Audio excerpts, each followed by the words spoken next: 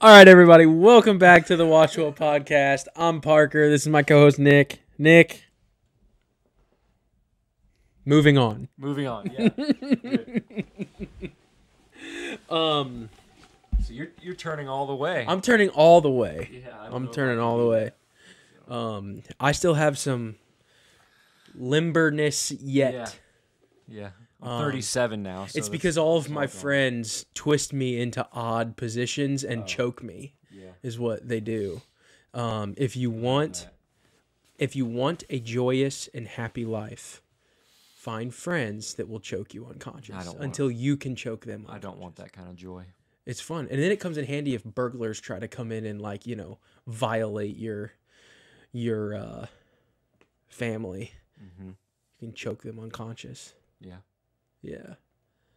That's good. Hashtag Brazilian Jiu-Jitsu. Great start. I should probably to this episode. Yeah. You doing hashtag Brazilian Jiu-Jitsu.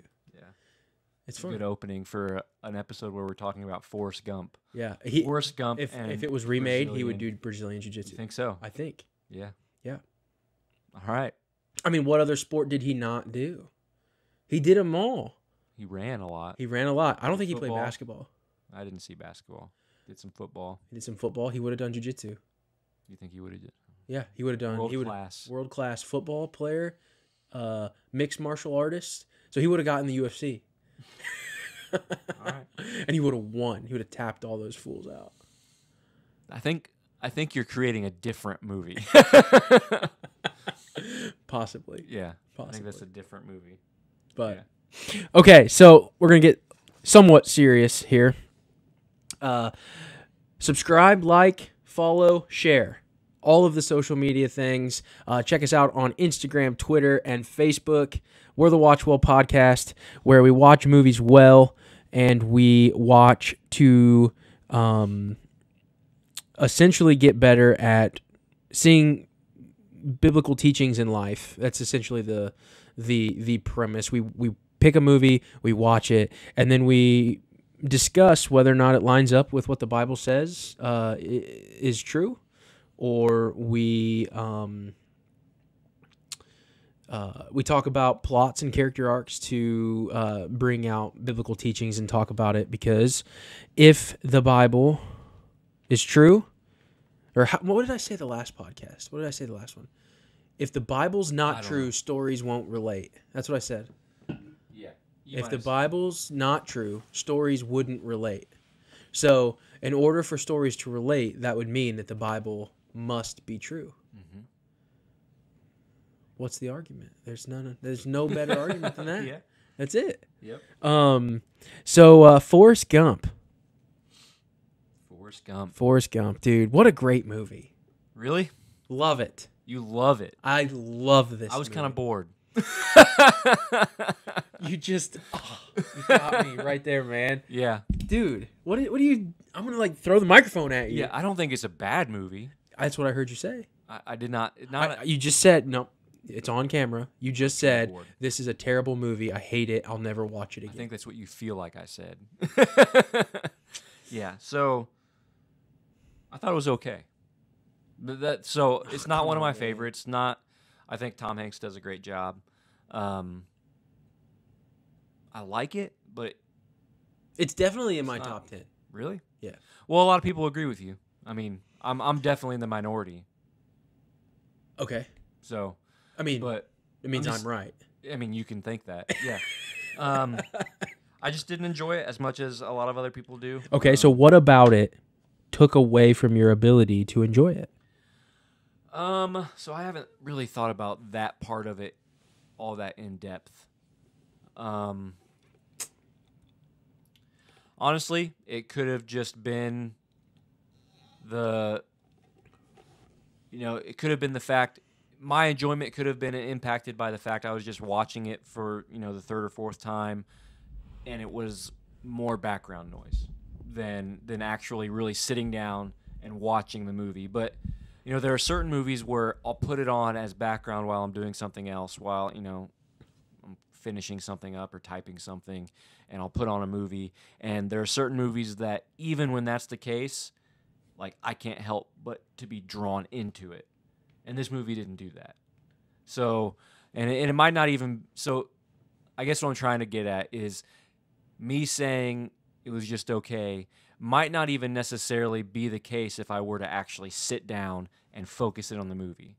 But I guess other movies have a tendency to pull me in even if they're not in my primary focus. And this one really just didn't. So I would say that, and I can't really give you reasons why it didn't or anything like that, because again, it was just kind of background. Nothing was happening to draw me really into it. That's not to say though that I do really think there's some really good themes and some, I think it was a well-made movie and all of those things. It was just, if I'm giving just an opinion on the film itself, it didn't do much for me, I guess. Okay, so you loved it. Thought it was okay. I thought it was okay. So Forrest Gump was rated PG-13, released in 1994, and I believe it won the Oscar for Best Picture for the year it was made. IMDb rating is an 8.8 out of 10, and that makes it, according to IMDb, the 11th greatest movie of all time. So I am going to date myself. All right. I was 2 years old when this movie came out. I was 7. That means you're old. Yeah. I was 7. I love this movie. Do you know how old you were when you first watched it? No. No. Very young. Like probably 7 or 8 would be my guess. Okay. And ever since then, I've loved it. Yeah. Had no idea what I was watching then. Right. And then I grew up, and now it's kind of funny what you miss. Yeah. But I've always loved this movie. It's a fun movie. It's lighthearted. It's got everything that kind of plays at the heartstrings, and yeah, it's just easy to watch. Mm-hmm. And it's got nostalgia.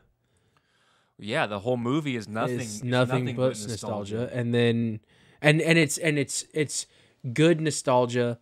It's done in a creative way. But it's the type of nostalgia that is timeless. I'll use that word again. I know you love it when I say timeless. Yeah, timeless. It's timeless because it wouldn't be nostalgic for me because I was born. That's why I say I was born in 1992. So most of the events of the movie I didn't live through, and it still feels nostalgic to me. You grew up learning about all these because things. I grew up learning about it, but it's also just seems very American. There's like an American feel to the movie, and I'm specifically talking about my perspective. I don't know if others would agree, but it just seems, I don't know. It's just a feel good movie that makes you feel, proud to be part of America. I don't know. That's kind of how it makes me feel when I watch it. You've got the Vietnam War. You've got this. It's just not proud to be America in the sense of like, where at least I know I'm free. Yeah, I'm just saying like, it's not proud to be an American in the stereotypical like let's go to war kind of America kind of feeling. It's just all of these things happened in this great country, good and bad, and it's just there. And good and bad, and it just kind of makes you proud, a little bit of, proud of your country, that in the good times people come together, and in the bad times you can disagree and have opinions and go about it within your rights, and sometimes that boils over, and it's just cool place to live. It's really awesome, and this movie embodies that, is kind of what I'm getting at. And you see that okay to disagree, you see that really clearly in the section of the movie where it's talking, like you have Vietnam protests, and then you have Forrest, who was in Vietnam, right? And then you have Lieutenant Dan, and all, like there's you got the kind of that Black Panthers. You have Jenny, who is all of a sudden part of the Vietnam protests, and Forrest sees her, and and he he doesn't really, he punches somebody in there, right? Like, Well, it's her boyfriend. right. Yeah. But you have that. He's like, I'm sorry, I ruined your Panther party. right, yeah. Oh yeah, so that's two different scenes, I think. It might be all together, yeah. But you have Forrest, who's like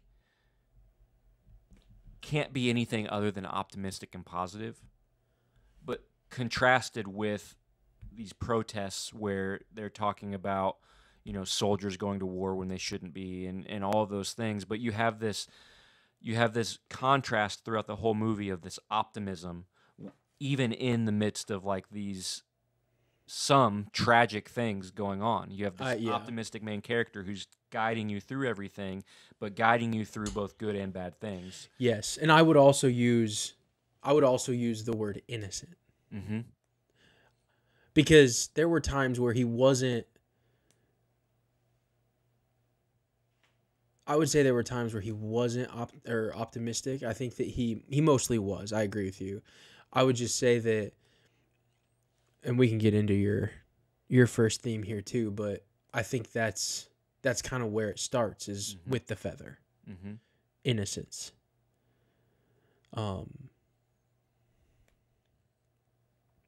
Yeah. Yeah. Well, before we get that far, let's. So IMDb, the 11th best movie of all time.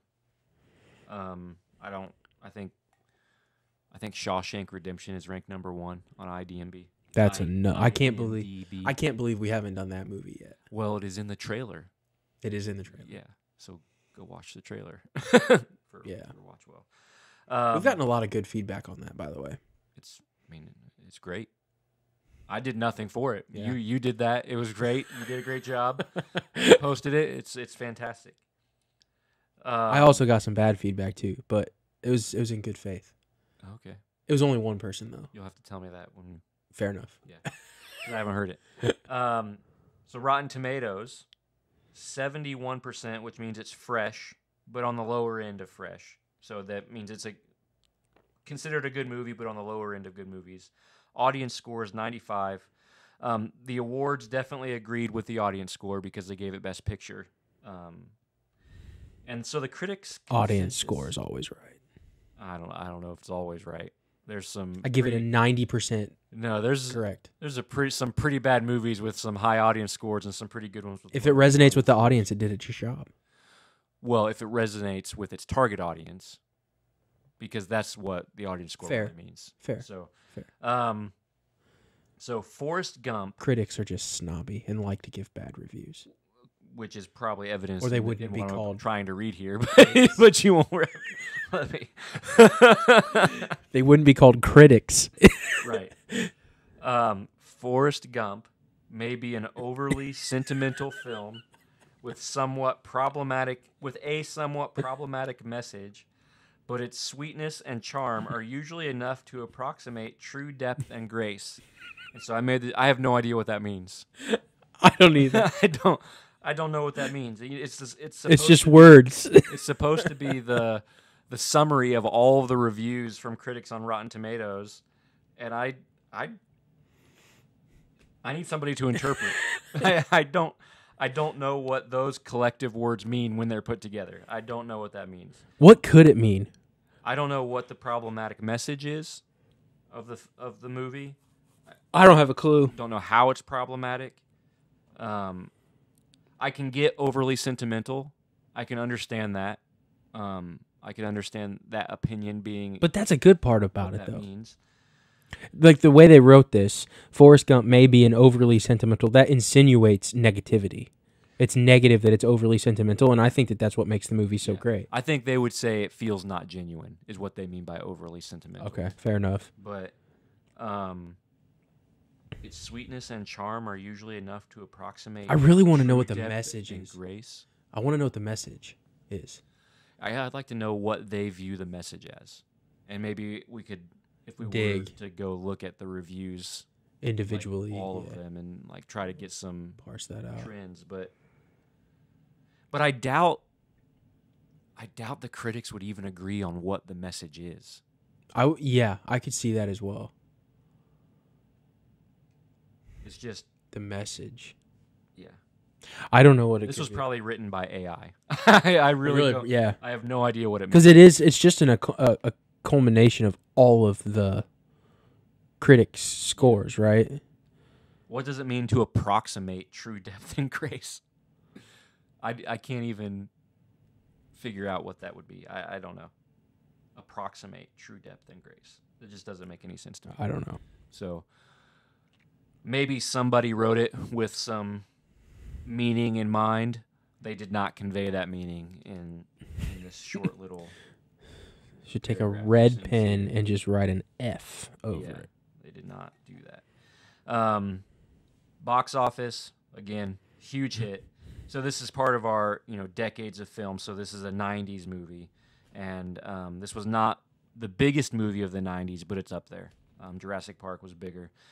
330 million in the U.S. And a total of 679 million worldwide, which for the time again was huge. If you adjust that, we're talking maybe over $1 billion. I don't really know what that would be adjusted, but it would be really high. I think my mic's a little high here. So the synopsis: slow-witted Forrest. Maybe that's what they think is problematic. Maybe. Like his character, Yeah. obviously having mental challenges. Yeah, maybe that's what they think is problematic. Slow-witted Forrest That Gump. would fit the narrative of critics. Absolutely, yeah.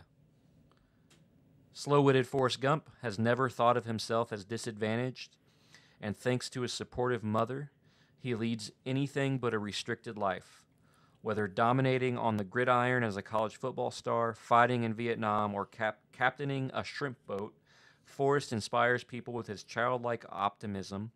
But one person Forrest cares about most may be the most difficult to save: his childhood love, the sweet but troubled Jenny. I have a hot take. All right. I think this is one of the most quotable movies ever made. Well, you obviously have the quote that's really, I think it's almost close to the beginning. Life is like a box of chocolates. Mm-hmm. You Run, have Forrest, run. Run, Forrest, run. You have him just people mimicking the way he says Jenny's name. Mm-hmm. What else? Are there any other? Yeah, so when, at the very beginning of the film, when he doesn't get into school, and the principal or whoever that guy is walks out of their house, and he says, "Your mom sure does care about your education, boy." Yeah. That's hilarious. I've never heard it quoted, though. Oh, I have quoted it myself. Oh, have you? Okay. Yeah. I just think it's super quotable. Yeah, Lieutenant Dan. Yeah. I remember being in elementary school, everyone always quoting "Life is like a box of chocolates." Yeah. So I was You never 7 know years where old. you're I was gonna- first grade. All through elementary school, people would quote that nonstop. I don't think I would let somebody that young watch it, but kids my age at the time were just like, I don't know. Maybe they saw it, but they were quoting the movie all the time. Maybe they just saw it in the trailer. So speaking of that, it's rated PG-13.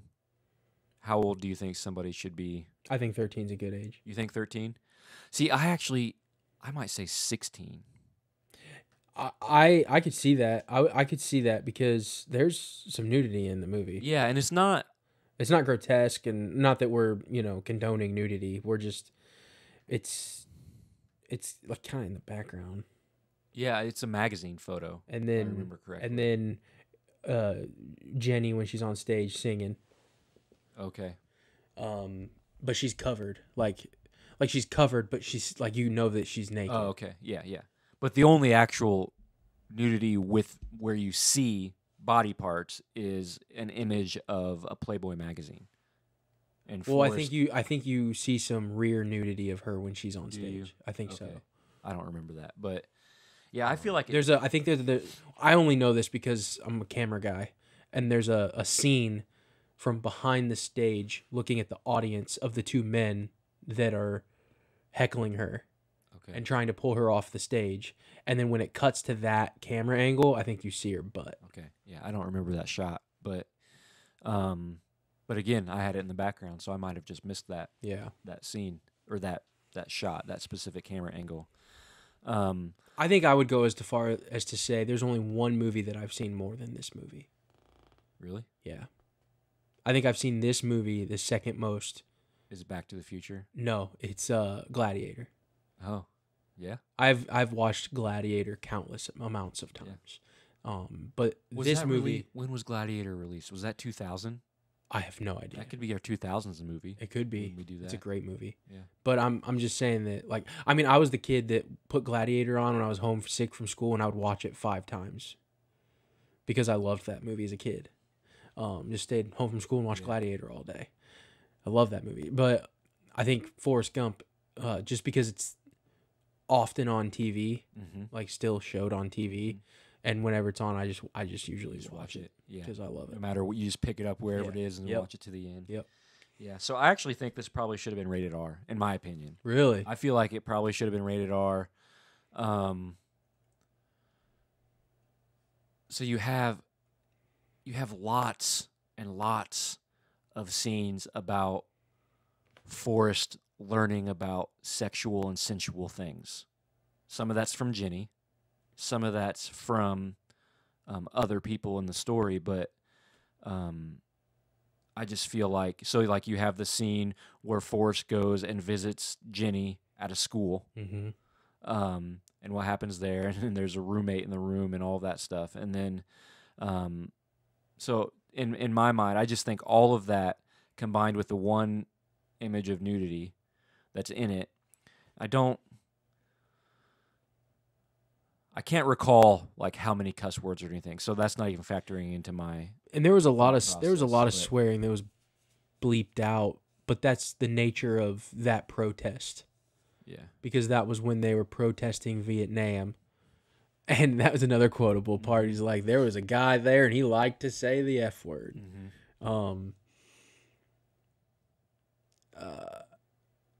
But other than that, I don't.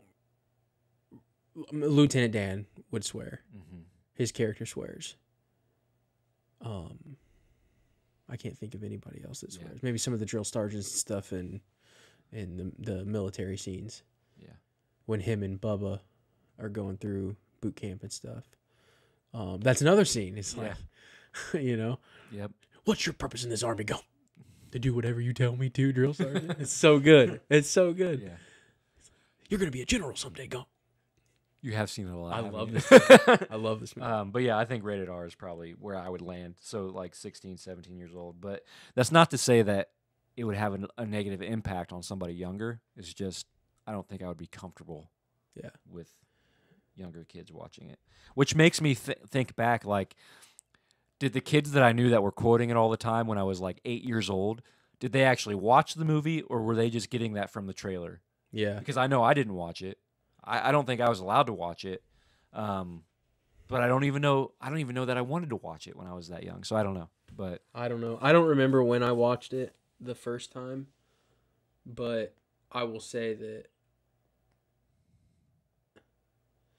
I do think you have to be somewhat old enough to even enjoy it. So you have to have learned about some of the events. Yeah, to even I don't know. Did Tom Hanks win Best Actor? I think he did. I don't remember, but he does a phenomenal job in this movie. Particularly. He does a good job in all movies that he does, but this one he won Best Actor. Yeah. Yep, he won Best Actor. Rightfully so. That was so good. Yeah. It was a good movie. So characters. I don't even think we need to go through the synopsis. So? No, because we already did. Oh, yeah, I guess we did read that. Okay. Key characters. Forrest Gump, Jenny Curran, Lieutenant Dan Taylor, Mrs. Gump, Forrest's mom, and Bubba Blue. Yep. What?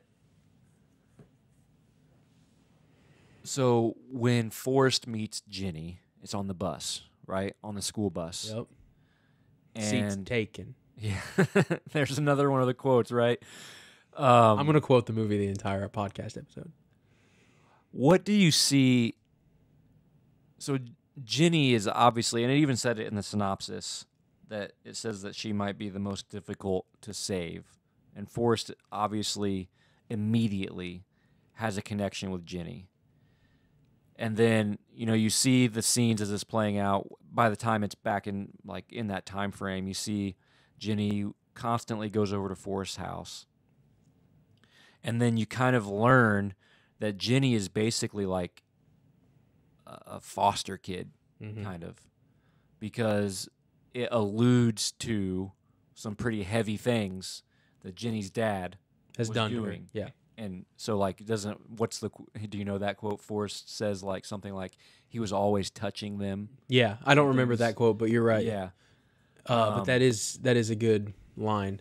So he's always hugging and kissing. Always hugging. Yeah, that's what he says. Yeah, that's exactly what he says. I feel like who you see Ginny as a kid and what she's going through as a kid, I think there's probably not a character that makes more sense than how she ends up as an adult.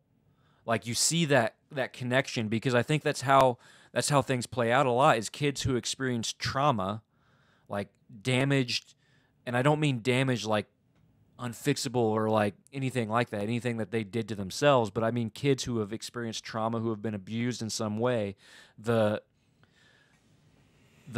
difficulty that then comes to just have happiness in life. And I think you see that in Ginny's character as the story plays out, and as she pops up at various times in the story with, like, she just happens to be at the rally where Forrest is on stage and jumps in the water and yells for him. Her lack of consistency throughout life.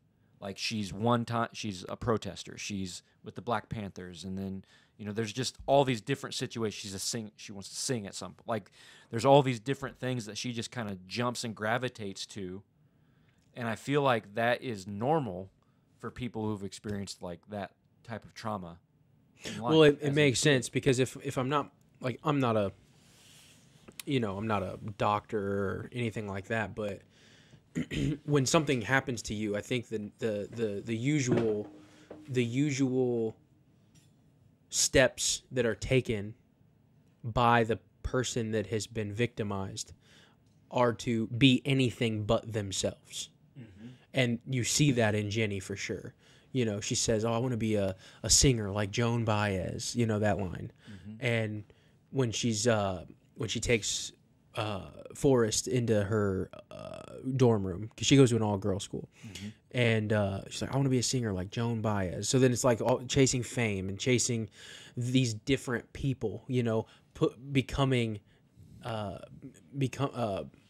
part of organizations that are bigger than yourself to escape. It's all escaping who she is because of what her dad did, and then later you get the drugs and the story goes on from there. But yeah, I think that's important to point out, that it's all a coping mechanism to, I can't be me because I don't want to be. Mm-hmm. Yeah, for sure. What do you think of Lieutenant Dan? I read something recently that said that he was on the list of greatest movie characters ever created. That's interesting. I wouldn't have picked that out. I think he's got a great character, but I wouldn't have said greatest ever. Yeah. I mean, his is a story of peace with himself. Really, that's everybody but Forrest throughout the story is peace with themselves. Mm-hmm. That's really what it is. Come to grips with who they are, self-realizing, and being okay with the life that they lived. Because Dan thought he should have died in battle, right? Yeah, it's all about like how, Jenny, it was escaping herself until she forgave herself. Essentially, like generally speaking, she forgave herself for what happened to her because it wasn't even her fault. She was born into a family that she had an abusive father. Mm-hmm. Lieutenant Dan was overcome with sorrow for not fulfilling the family outcome. Yep. He was supposed to die. Died in a war, and he was supposed to do that and didn't. So he was because of Forrest. Because of Forrest. Yeah. And he had to come to grips with that. And then And then not only was it because of Forrest, he had to thank Forrest because Forrest is the one that saved him. Mm-hmm. So there's just a lot of that in a lot of the different characters. Mm-hmm. And then most of the other characters were more consistent. Yeah. How much screen time do you think Bubba actually has? Because when I thought back to Forrest Gump, when I've seen it in the past, before I watched it this time, I felt like watching it this time, I was kind of surprised by how little he was on screen. Mm-hmm. But despite that, he's one of the more memorable characters. Mm-hmm. Like, I don't remember him. He's just in a small section, it seems like, of the movie. He doesn't, like the other characters, like Jenny and Lieutenant Dan kind of span the entire thing. Like once they're introduced, they pop up at various points throughout the entire movie. But, I mean, Bubba dies, obviously, but sorry if you haven't seen it.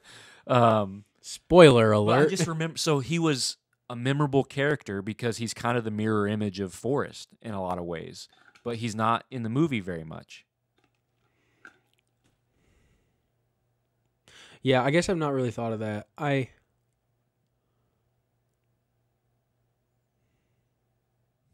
Yeah, it'll be interesting when we get into your theme talk to kind of brainstorm a little bit, because I've got some thoughts now that I'm thinking as we're talking, what's good. But I think that it is rare to have, you need a character in the places of the film that Bubba is in. He's absolutely needed. Mm-hmm. Because somebody had to be there to get Forrest through boot camp and then through the war. Mm-hmm.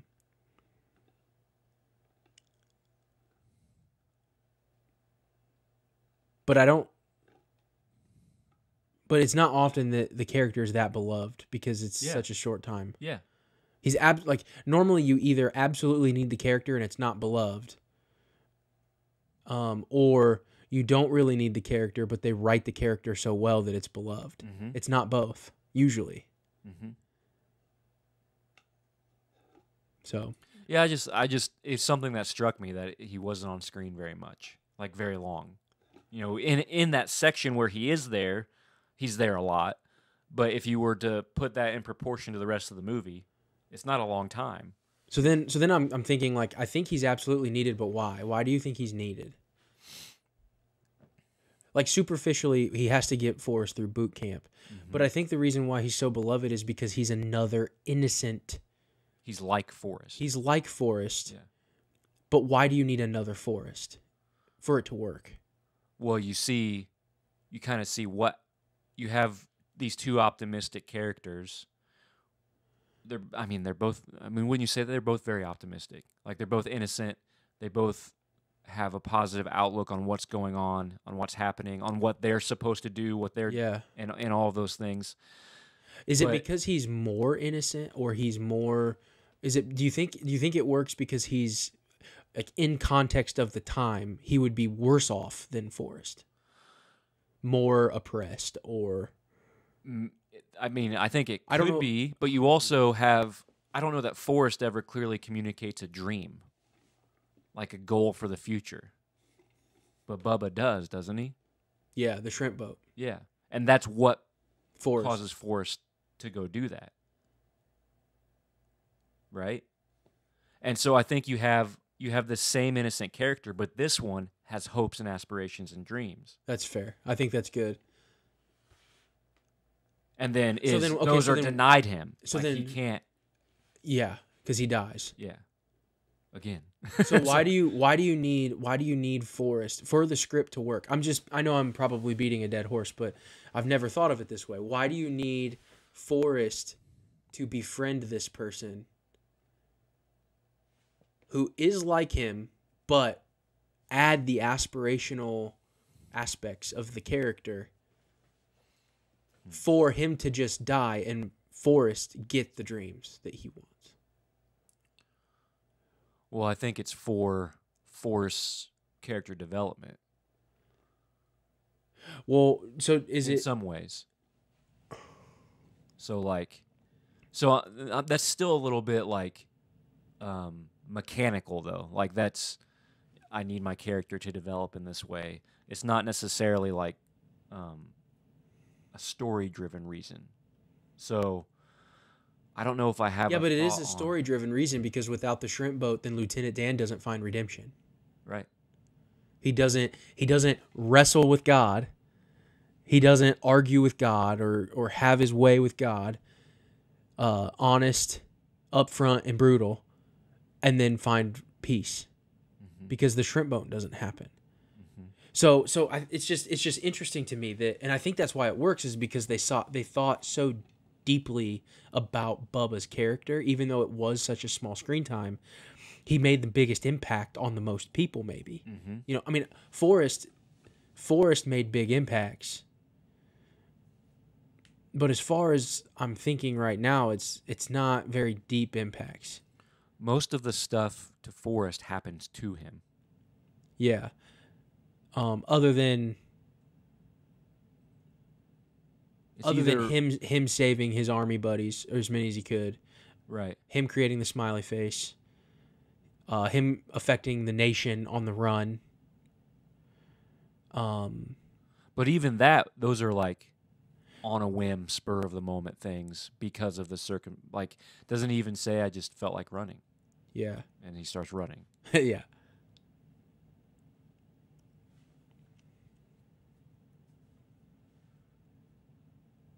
I don't even remember where we were going with No, I was just thinking about it. Like, what is so captivating about Bubba's character, and why we think he actually needs to be in the story? Because why couldn't you get, like, what would be worse about the story if if Bubba wasn't written in it, and Forrest, through the army, decided himself he wanted to be a shrimp boat captain? Well, I think it changes Forrest Gump pretty significantly, I think.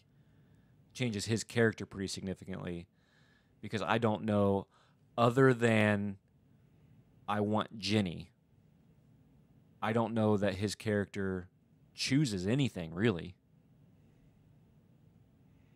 or pursues anything like in a pure sense, like develops this desire, and I want to aspire to be this.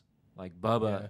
I don't know that. I think that would be a very different Big dream. Jenny Forrest is Gump. the dream. Yeah. Yeah. Jenny's the dream.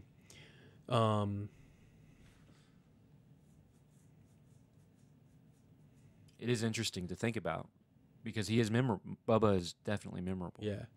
Yeah, I don't know if I have an answer. I just am kind of thinking it's just interesting to think that they wrote it that way, because Bubba had the dream of the shrimp boat. And I know that like I was trying to suspend a little bit of,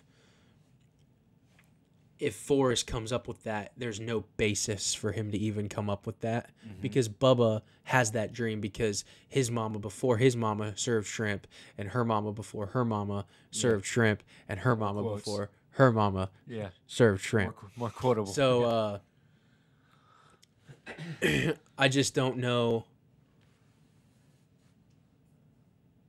Yeah, I would have loved to been in the script room when they're writing that, and like just reason with them on why they wrote that character. So let's get into the feather, because I want to talk about the feather.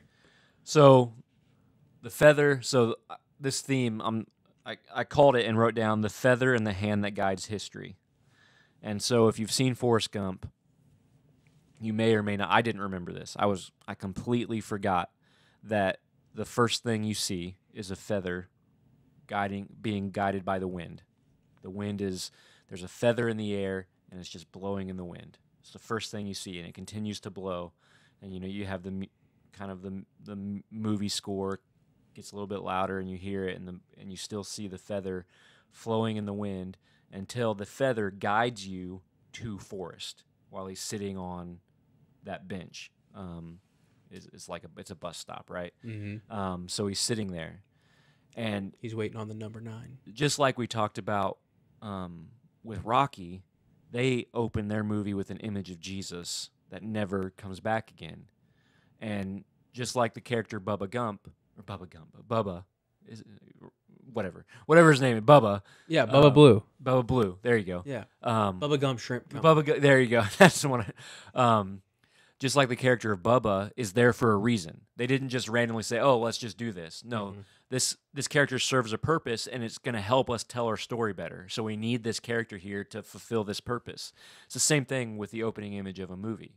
The first thing you see matters in a movie. So just like seeing Jesus at the opening of Rocky matters to the story, this feather matters to the story of Forrest Gump. So it's telling us something about, maybe it's setting the tone or telling us something to expect about the story. And then as you watch the movie, you see Forrest being guided through all of these different events in history. And he's not necessarily, like we said, he's not the one pursuing things. He's not the one like, I want this, I'm going to go after this. I want this, I'm going to go after this. He's kind of by chance finding himself in all of these situations, right? And that happens all throughout the film. And then at the end, the bookend of the movie is Forrest back at a bus, where a bus just took his son to school. And Forrest at this bus stop, the feather guides through the wind and lands right at his feet. And so the bookend is you have the feather flying through the wind. You have the feather flying through the wind, landing at Forrest's feet. That's the bookend of the story. And I think, in one sense, Forrest is that feather. The story is telling us that Forrest is the thing being guided by the wind, like for lack of a better word. He's being guided by the wind through all these things. By chance, all of these things are happening. So the question is, the wind guides the feather. What guides the wind? Right? What is in control of the wind? What is in control of history? I guess to play my hand a little bit, who guides history? Who brings events in and puts people into the positions that they need to be in throughout history? And it seems to me that you have two ways of thinking about the movie Forrest Gump. You can literally think that it's all random and by chance, right? That it is literally just a feather and the wind blows the way it blows, right? It's just, it guides it where it goes. Or there is something in control guiding that. So when we think about the feather and the hand that guides history, obviously what I'm alluding to is a God who has created the universe to function in a certain way, a God who has created things that will bring him glory, and a God who holds all things together as well. So Colossians, let me open up my Bible here. Colossians chapter 1. I'm going to take a second to turn there. Hopefully I don't pass it too many times. So Colossians chapter 1, verses 16 and 17. It's talking about Jesus. For by him all things were created in heaven and on earth, visible and invisible, whether thrones or dominions or rulers or authorities. All things were created through him and for him, and he is before all things, and in him all things hold together. So who's guiding the wind? Jesus guides the wind. Jesus is the one with control over creation. Jesus is the one who the wind blows for. He is the purpose of the wind, and he's the one who causes the wind. Like, Jesus is the one guiding history. Jesus is the one guiding Forrest in this story through all of these events and culminating in the end of the movie where Forrest has a son and eventually gets Jenny. All of the pain, all of the happy times. So, spoilers, Jenny dies, right? And Forrest is left alone with his son there. All of the pain that happens, all the deaths that take place throughout Forrest's life, everything that happens to him is not just purposeless. It's not purposeless events that mean nothing. Even if he's not the one, Forrest, causing this and putting himself in these positions, there's a hand guiding history, and it's for a purpose, and all of the pain is, it's not meaningless, it's not empty. God is guiding it, and will bring him glory, and it will be for the good of the one who loves God. So Romans 8:28 says just that, all things work together for good for those who love God and are called according to his purposes. So that's where I was going. That's where the thought of that feather and the thread that weaves throughout the entire story, because Forrest is that feather, but the wind is not just random and purposeless. Like when we look at the world, it is not just something that happens. Mm-hmm.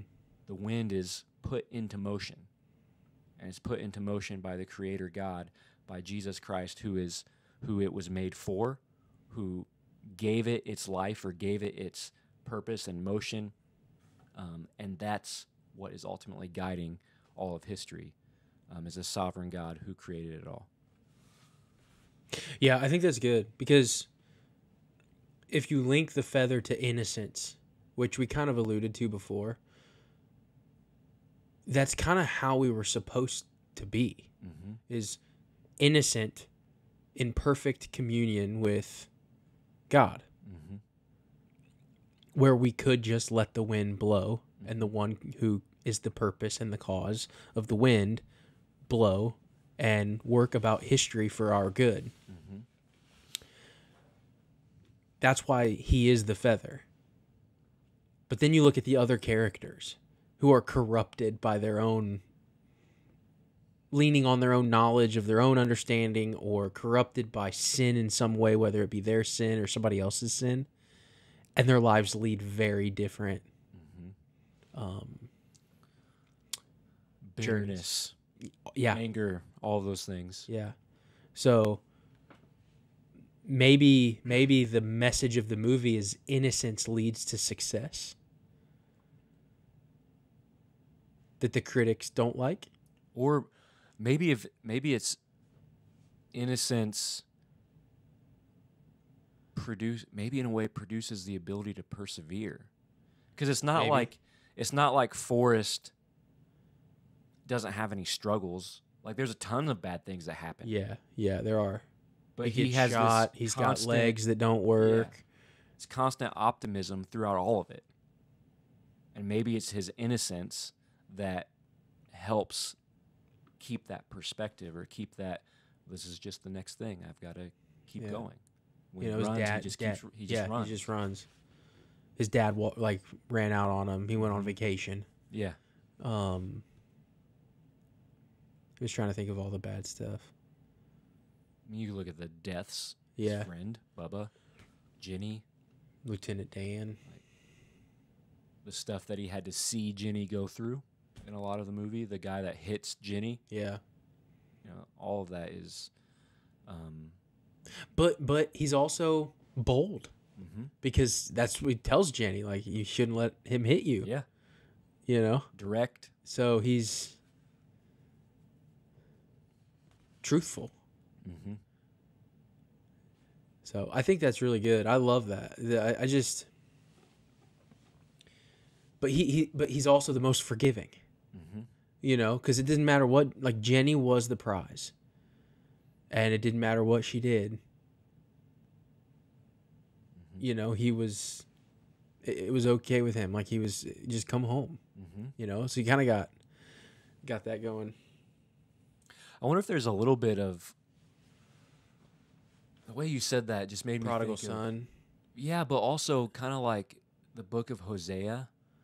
Because, like, the book of Hosea is God telling a man to marry a prostitute. And it's basically a parallel for the redemption of Israel, right? Like, Israel is the prostitute. Right. And who's constantly having affairs. In Ezekiel, it says they don't even accept payment. Right. But God loves that bride anyway. Yeah. Right? Like, and so, like, Hosea kind of plays that out. And I wonder if you could make potentially parallels. I don't think it would be like a perfect comparison by any means, but just in the theme, something similar to Forrest and Jenny. Yeah. There. Because that is the only aspiration or consistency with in and of himself that Forrest makes in the movie, is It's all about Jenny. Names the boat after her. It's always about Jenny.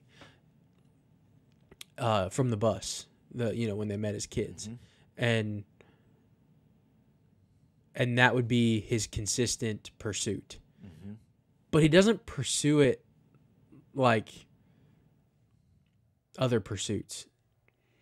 He pursues it in a way,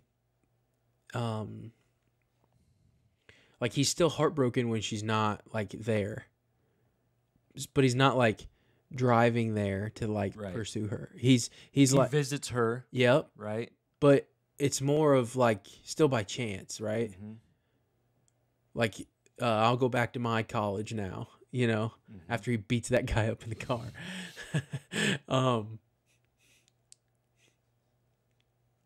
It's more of, and I don't know if he's even aware of this, but it's more of when this is ready to happen, when she's ready for this to happen, he'll be there. I don't really know where I was going with that, but that would be the only,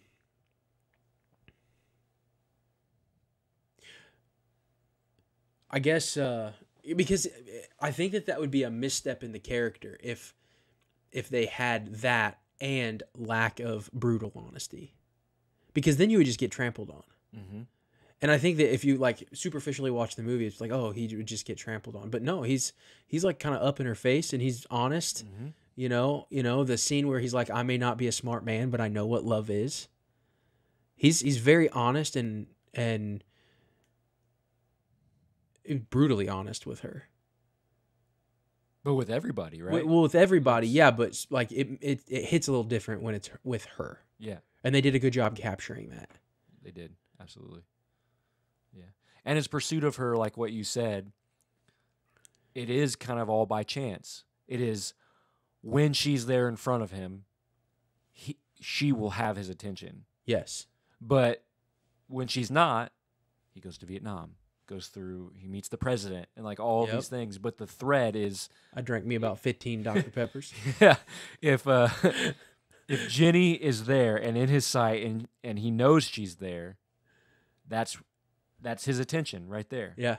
And so he pursues her in that way, and that is his aim and goal in that way. But it doesn't consume everything. It doesn't. That's kind of what I was getting at, is the nature of his pursuit is very different than we look at pursuit today. And I think it's very interesting to like, is that more like how Christ pursues his church versus what we would stereotypically think in modern day America as pursuit? I think modern day America pursuit is more like on the scale of Forrest to Stalker. The modern pursuit would be center Stalker side of the spectrum. Yeah. Does that make sense? Yeah. Modern day. Right. But I wonder if the way Christ pursues his church is more like Forrest, the way he pursues Jenny. I just kind of had that thought. I wonder if it's like, I'm in control. I'm bringing about history. But when you're ready, or I'm going to bring about history in a way that will prepare you to be ready. Yeah. Interesting. I don't know if I have any more to say about that. Nope. I don't think I do either. But as far as forgiveness goes, like some of these other topics are easy. Like we mentioned, Lieutenant Dan, the redemptive nature of Lieutenant Dan, how he had to, come to grips with himself. Jenny was kind of the similar way. Forrest, just the unconditional love that he had, where he was just, and he like, whenever, I'll take care of you. And he kind of demonstrated that with his mom too. Mom was probably the most determined character. She was determined to get her boy where she wanted. And determined for him not to be seen as different. Yeah. Like to the best of her ability, to the most that could be the case. Like leg braces, you're still normal. Yeah. Mental problems, you're still normal. Like, then it begs the question is why? mm-hmm. What makes someone normal? And, there's a call to value there. And I would say that from our presuppositions, it was because we're all made in the image of God, which is why everyone has value. Mm-hmm. So you could draw a parallel there for sure. But yeah. How long have we been going? Oh, we're about an hour. That's pretty good. Yeah. You want to get to your questions and then I mean, I don't even know if we really need to do that, but there's tons of historical events that go on. We already talked about Tom Hanks' performance. Mm-hmm. So he obviously did a great job, won Best Actor. We asked this for Back to the Future too, but are there any recent movies similar? I feel like there is, I just can't think of it. Maybe The Fabelmans, similar in tone, would be something that... I feel like there was something that was recently done within the last, I would say, maybe 5 years that was similar in the sense of recalling historical events and stuff like that. But I don't know. I'd have to think about that a little bit more. Mm-hmm. But I love this movie, man, clearly. Yeah. I love this movie. What you've seen more than anything, Yeah. right? And it's the most quotable. It's so good. Yeah. So that's all we got, I think. Yeah, the thing that's most puzzling is the critics' consensus. Problematic message. I don't know what that could possibly. Yeah, I don't know either. But cool. All right, that's it. Social media. Do the social media thing. Like, subscribe, share the podcast. If you could do us a favor, share the podcast trailer with somebody new that you don't think watches the podcast or listens to the podcast, and send them something and let them know a little bit about what we're about. And head over to Facebook, Instagram, and Twitter. Like and follow. Not subscribe. That's YouTube. And we will see you in the next one. Hey guys, it's Parker from the WatchWell Podcast. If you liked this video, we want to go ahead and have you subscribe right here on this button. If you want to watch the full podcast episode, go ahead and click right here. And if you want to watch another WatchWell clip, go ahead and click right here. And remember, if you're going to watch well. We'll see you in the next one.